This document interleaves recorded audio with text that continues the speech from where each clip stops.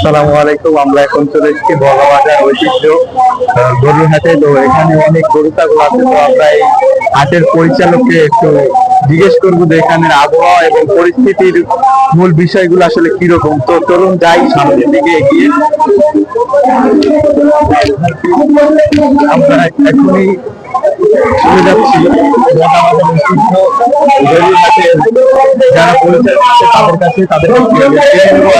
তাদের পরিস্থিতি কেমন দরের মাধ্যমে গরু কেনা বেচা হচ্ছে।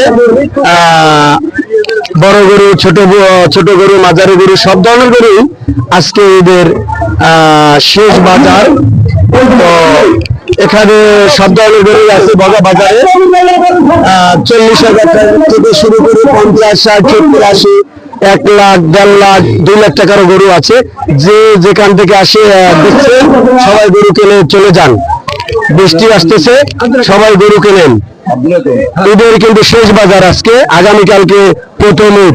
সবাইকে ঈদ মোবারক। ধন্যবাদ সবাইকে।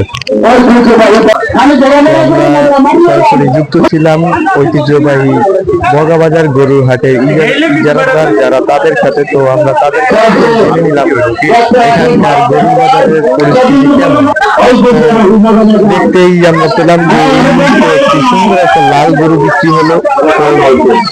এই গরুর বাজারে অনেক গরু এখন বিক্রি হইতেছে যে লাস্ট বাজার। তো সবাই আজকে যার সবাই গরু কিনে নিয়ে নিজেদের বাড়ি দেখতেই পাচ্ছেন গরু আজকে লাস্ট